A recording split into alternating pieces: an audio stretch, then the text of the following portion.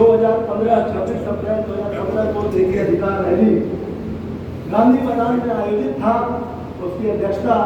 दिवंगत हमारे नेता स्वर्गीय कृष्णा बाबू कर रहे थे और महामंत्री के रूप में हमारे वर्तमान अध्यक्ष थे और हम सब उसके गवाह भी थे, उस संघर्ष के साथी भी थे। और उस रैली के पूर्व भी हमारी चट्टानी एकता को देखते हुए, हमारे संघर्ष को देखते हुए इसी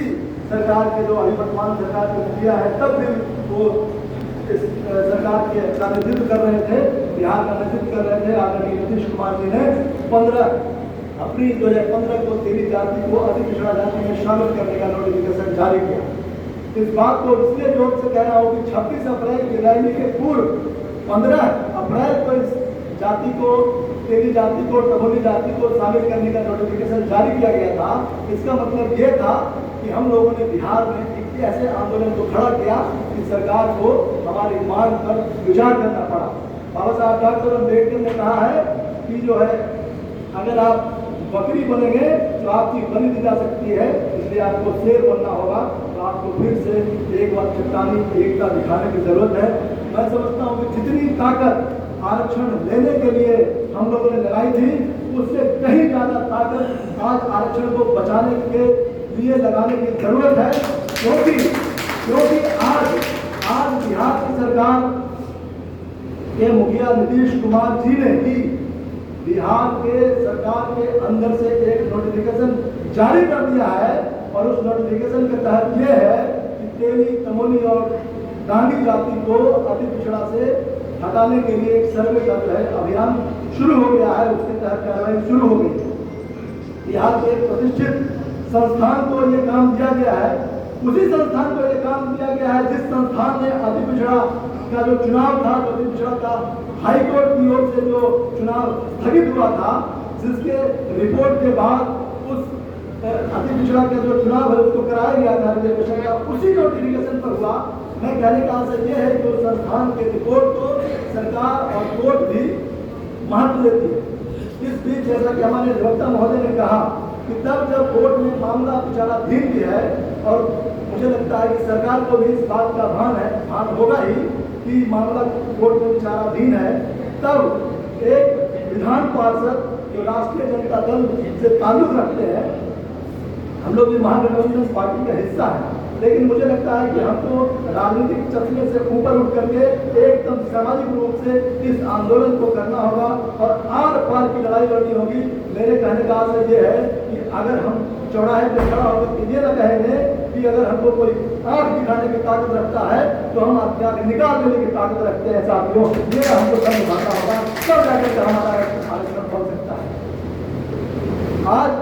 इस बात की जरूरत है कि इस देश के भीतर 52% मंडल आयोग का रिजर्वेशन लागू हो, लेकिन वो नहीं होकर के एक दूसरे तरफ हमारे जो है आरक्षण है उस पर हमला करने की कोशिश हो रही है।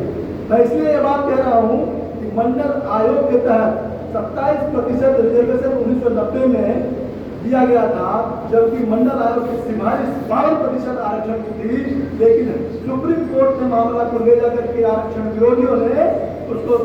50% आरक्षण होना चाहिए इसका तर्क देकर के 27% आरक्षण आयोग दिया। हम तो बिहार सरकार से ये भी मांग करेंगे कि मंडल आयोग के तहत राज्य सरकार भी 52% का आरक्षण लागू करे और उसमें अत्यंत पिछड़ी जातियों का जो उचित हिस्सा होना चाहिए वो हिस्सेदारी मिले। 30-35% कितना उचित हिस्सेदारी होना चाहिए वो बैठ करके चर्चा करने का विषय है, क्योंकि और भी अन्य राज्यों की सरकारें, तमिलनाडु की सरकारों और भी अन्य राज्यों की सरकारें 27 से ऊपर रिजर्वेशन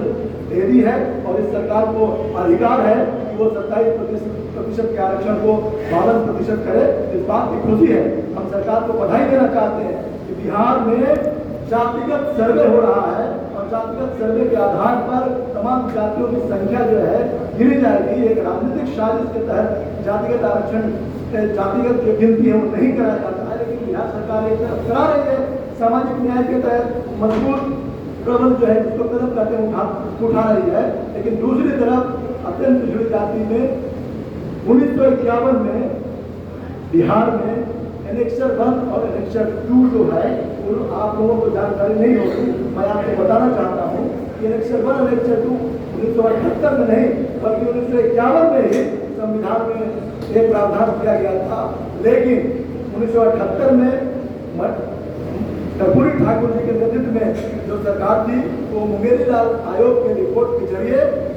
एक बार पुनः एनेक्शन 1 एनेक्शन 2 किया। 1951 में जो जातियों की सूची थी उसमें 74 जातियां थी और 1978 में जो जातियों की सूची थी उसमें 94 जातियां थी। आज जो अनुसूचित जाति जो अनुसूची 1 है जिसमें हम अति पिछड़ा कहलाते हैं, आज उसमें 113 जातियां हैं। और ये जो अति पिछड़ा आरक्षण बचाओ का नारा देकर के दुष्प्रचार करके जो एक भ्रम फैलाया जा रहा है, जिसके दबाव में सरकार आ चुकी है, मैं समझता हूँ कि आने वाले समय में आज अध्यक्ष जी से खास तौर से मेरा आग्रह है कि आज इस बात का निर्णय लेना चाहिए कि किस क्रम में आंदोलन की दिशा जाए। मेरे सुझाव के मुताबिक पहला ये बात होनी चाहिए कि एक जब मजबूत जबरदस्त ड्राफ्ट तैयार हो और वो ड्राफ्ट माननीय मुख्यमंत्री नीतीश कुमार जी को, माननीय उप मुख्यमंत्री श्री तेजस्वी यादव जी को, राज्यपाल को और उस ड्राफ्ट की प्रति माननीय प्रधानमंत्री, माननीय राष्ट्रपति सबको जाना चाहिए और जितने राजनीतिक दल के प्रतिनिधित्व हैं सबको जाना चाहिए। और एक सप्ताह के भीतर 4 दिन के भीतर कम से कम समय सीमा दे करके माननीय मुख्यमंत्री और उप मुख्यमंत्री से मिलने का समय मांगा जाना चाहिए और एक डेलीगेट आमने और सामने की मुलाकात हो और उसमें क्या कहा जाता है ये हम लोगों को सुनने के बाद हम लोग को आगे की रणनीति जो है तय करनी चाहिए, जिसके तहत सबसे पहले राज्य के मुख्यालय पर एक ओपन सभा, चाहे वो धरना के रूप में हो चाहे वो कोई और रूप में हो, ओपन सभा जो है हम लोगों को